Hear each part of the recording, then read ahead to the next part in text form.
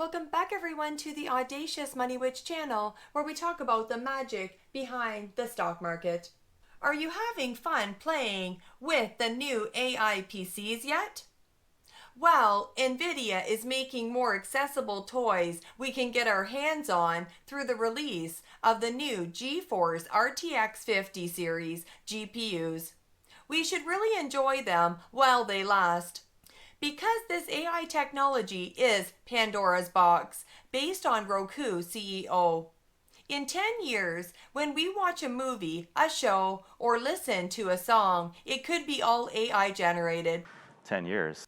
Maybe even our loved ones. Are you ready to get into the future? In this video, I will share my thoughts on why Jensen Huang popped the quantum computing stocks bubble. Is it a sign of an incoming stock market correction? Was Jensen right about quantum? Why was he called dead wrong by this quantum computing CEO? Why does he feel the need to talk down on quantum computing? Why AI technology is not what you think? What is the right stock to buy right now? Nvidia, AMD, or quantum computing stocks? Investors just got to see some of the latest and greatest in technology with the Nvidia new presentation at CES. CES is where they go to Vegas and they share what they have been working on. That's what Jensen Huang did. He revealed some incredible technology in the new GeForce GPUs. Those are insane. The 5070, for example, one of their graphics cards, it's only cost $500, but it's more powerful than 4090, which was $2,000. But there's a catch though. The leap of AI technology is incredible, and all of this is being driven by artificial intelligence. Jensen mentioned some things that are very important in this presentation. He mentions how not only are the calculations faster, but also they're doing an entirely new way of doing graphic cards. Instead of just doing raw calculations, they're now doing predictive calculations, which are driven by artificial intelligence. This is somewhere in my humble opinion. I find it unappealing.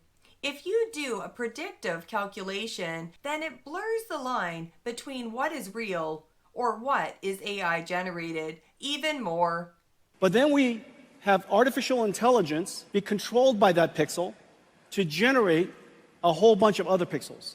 Not only is it able to generate other pixels spatially, because it's aware of what the color should be, it has been trained on a supercomputer back in Nvidia, and so the neural network that's running on the GPU can infer and predict the pixels that we did not render, generating 3 additional frames for every frame that we calculate, because we're going to render 1 frame and generate 3. Out of that 33 million pixels, we computed only 2 and have AI predict all of the other 33. And as a result, we're able to render at incredibly high performance. If the new one is better, then why is it so much cheaper, only costs $500?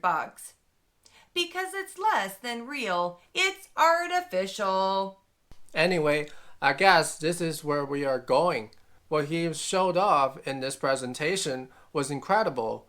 Jensen was trying to become Captain America, America's first super soldier in the military, regardless what Nvidia's stock price and valuation right now. So why did Jensen pop the quantum bubble?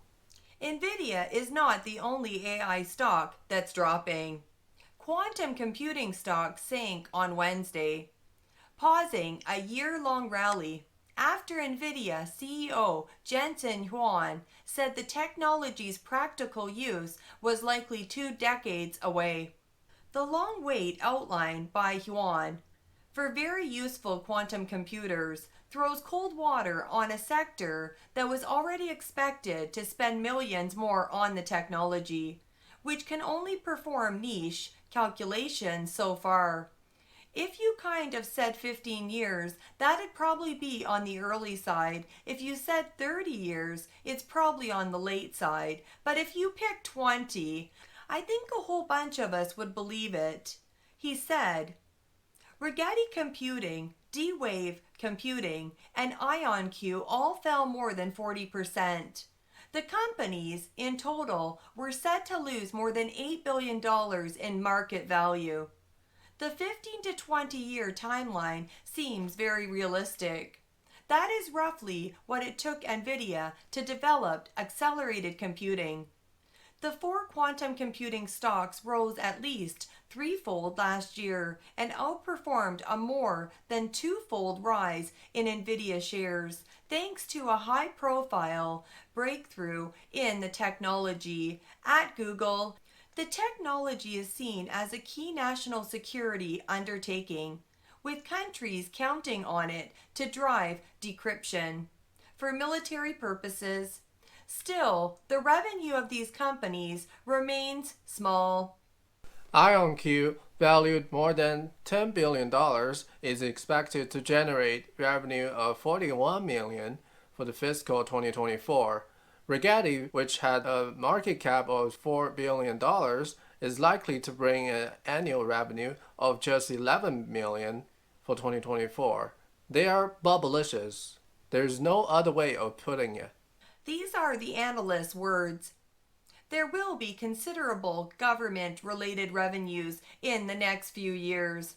If investors are worried about minimal revenues that will require dilution, they are missing a key part of the equation. Quantum computing will be disruptive to parts of the classical compute business, of which Nvidia is a chief beneficiary. You can tell the analysts are trying to sell you these stocks at this ludicrous valuation. As a value investor, I could never be part of that. That is why I never told any of you to buy shares when I initially introduced all 4 of these quantum stocks to you. I am not telling you to buy these 5 stocks right now. You need to pick the right time to get in.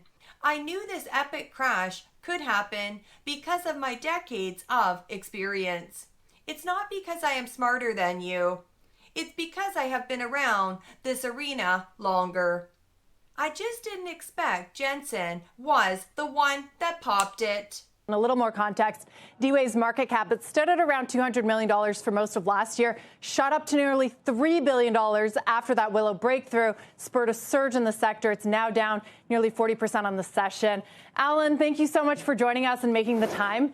Tell us what exactly Jensen Huang, the leading authority on the future of computing, is getting wrong here. Jensen Huang is a very smart individual, and he's built an amazing company. And he may be the authority on many aspects of computing, but certainly not all aspects of computing, and certainly not quantum computing. In this case, he's dead wrong.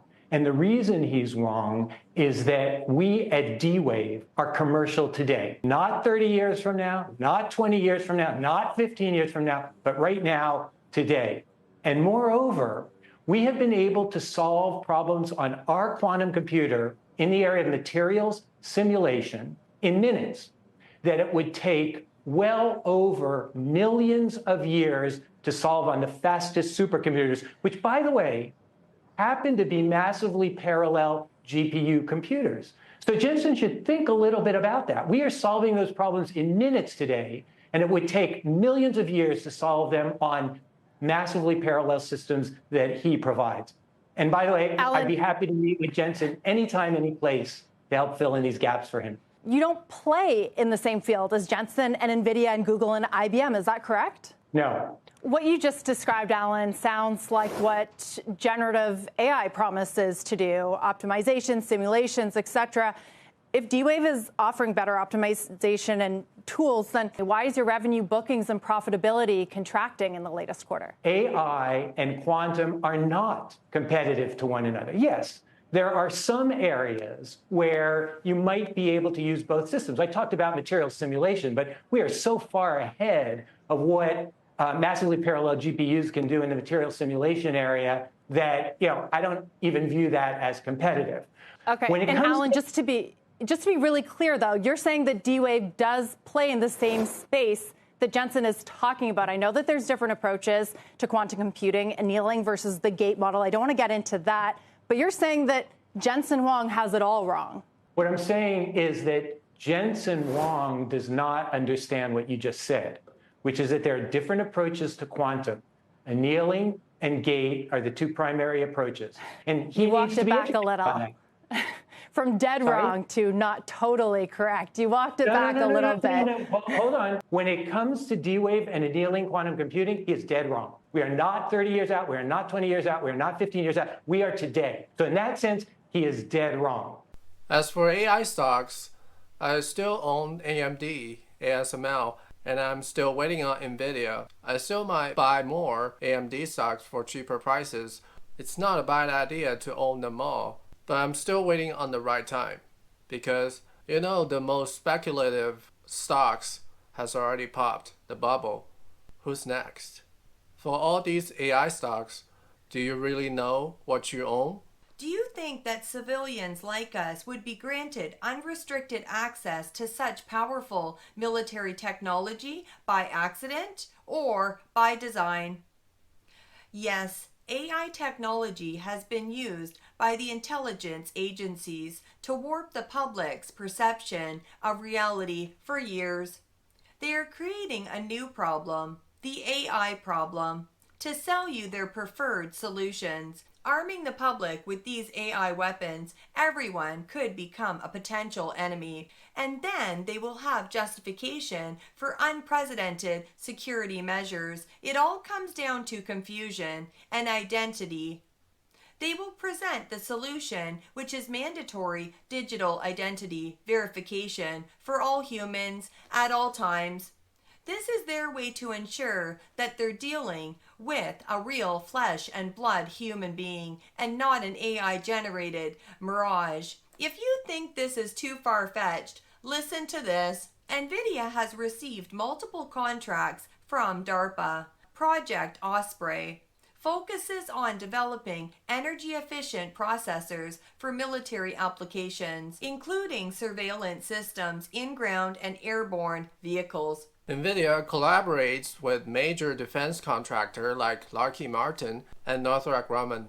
Northrop Grumman utilized Nvidia's AI software to accelerate the development of advanced military systems. The agreement also opens research and development pathways, enabling Northrop Grumman to quickly apply advanced AI technologies across its portfolio of capabilities while also increasing operational efficiency.